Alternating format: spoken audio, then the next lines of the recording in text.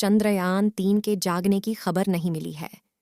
ऐसे में लोगों के मन में काफ़ी ज़्यादा सवाल उठने लगा है कि क्या चंद्रयान-3 का विक्रम लैंडर जाग उठा है या फिर चांद पर पड़ रही कड़कती ठंड में नष्ट हो चुके हैं। इन सभी सवालों के सटीक जवाब जानने के लिए बने रहे वीडियो के अंत तक। आज के इस वीडियो में हम आपको सही और सटीक जानकारियां देने वाले हैं, क्योंकि चांद पर रात के समय का तापमान लगभग -250 डिग्री सेल्सियस के करीब पहुंच जाता है। ऐसे में विक्रम लैंडर का सरवाइव कर पाना पहले से ही बहुत मुश्किल माना जा रहा था, लेकिन फिर भी इसरो के वैज्ञानिकों ने बताया था कि अभी चंद्रयान-3 को सुला दिया गया है और जैसे ही 22 सितंबर होगी उस दिन चंद्रयान-3 के विक्रम को जगाने का प्रयास किया जाएगा। लेकिन जिस दिन का करोड़ों भारतीय बेसब्री से इंतजार कर रहे थे, बहुत दिन बीत चुका है। इसरो के वैज्ञानिकों ने चंद्रयान-3 के विक्रम लैंडर को रेडियो सिग्नल भेजना शुरू कर दिया है।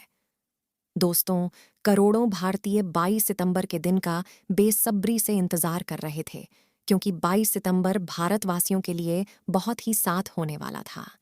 वैज्ञानिकों ने 4 सितंबर के दिन प्रज्ञान रोवर और विक्रम लैंडर को स्लीप मोड में डाला था और वैज्ञानिकों ने बताया कि अब चांद के दक्षिणी ध्रुव पर 14 दिनों तक रात रहेगी। इसलिए 22 सितंबर के दिन फिर से चंद्रयान के प्रज्ञान रोवर और विक्रम लैंडर को जगाया जाएगा। चंद्रयान-3 का प्रमुख मकसद चांद की सतह पर सॉफ्ट लैंडिंग करना था और उसके बाद 14 दिनों तक चांद की सतह पर जानकारियां इकट्ठा करके वैज्ञानिकों तक भेजना था।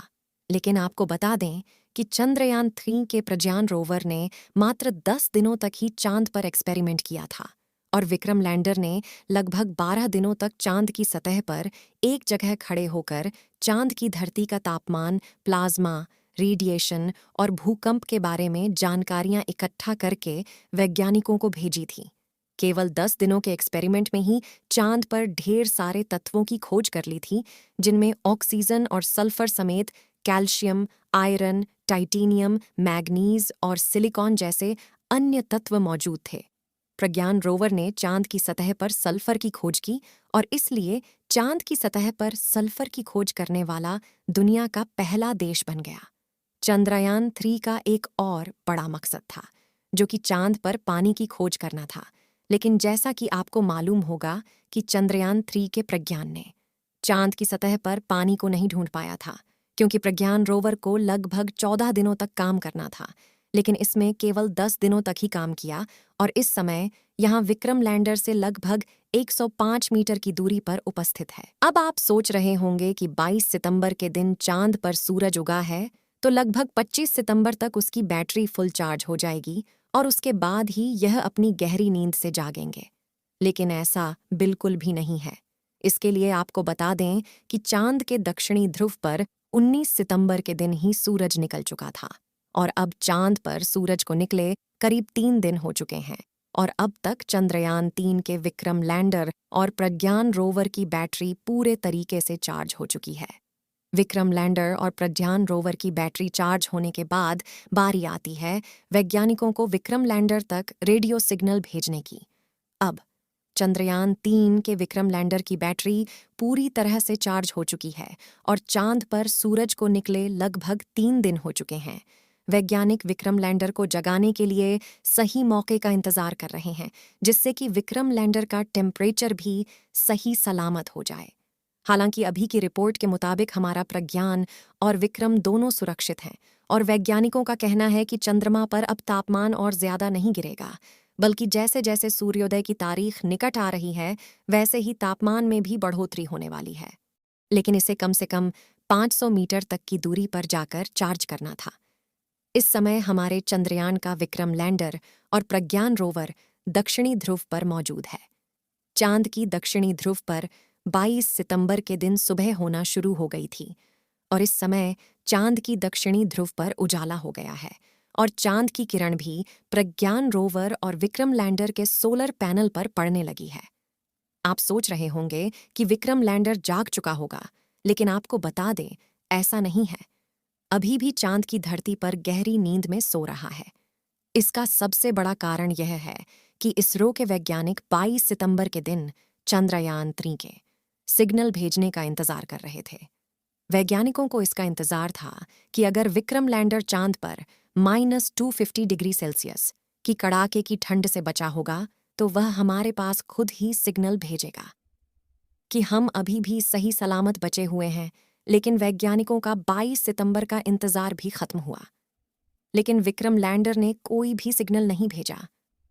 आपको बता दें कि इसका मतलब यह नहीं है कि चंद्रयान-3 का विक्रम लैंडर कभी भी नहीं जागेगा। जैसा कि हमने बताया कि चांद पर 14 दिनों की रात होती है, जिसके कारण वहां का तापमान काफी ज्यादा घट जाता है और 14 दिनों में लगभग घटकर -250 डिग्री सेल्सियस तक पहुंच जाता है। अगर इतने तापमान में किसी भी इलेक्ट्रॉनिक इंस्ट्रूमेंट को रख दिया जाए तो उसका दोबारा से काम कर पाना नामुमकिन होता है। लेकिन वैज्ञानिकों को इसके बारे में पहले से पता था, इसलिए विक्रम लैंडर प्रज्ञान रोवर को स्लीप मोड में डाल दिया था। चांद की कड़कती ठंड से बचने के लिए विक्रम लैंडर और प्रज्ञान रोवर को काफी ज्यादा इंसुलेटर जैसे पदार्थ का इस्तेमाल करके बनाया गया था, क्योंकि जब इसरो चंद्रयान-3 से संपर्क करता है तो सबसे पहले वह चांद के ऑर्बिट में घूम रहे चंद्रयान-2 के ऑर्बिटर को सिग्नल भेजते हैं। उसके बाद ऑर्बिटर धरती से सिग्नल को रिसीव करके विक्रम लैंडर के पास भेजता है। ऐसे में विक्रम लैंडर को पहले बंद नहीं किया जा सकता था, इसलिए प्रज्ञान रोवर को स्लीप मोड में डालने के बाद विक्रम लैंडर के सारे आउटपुट सिग्नल को बंद कर दिया गया था।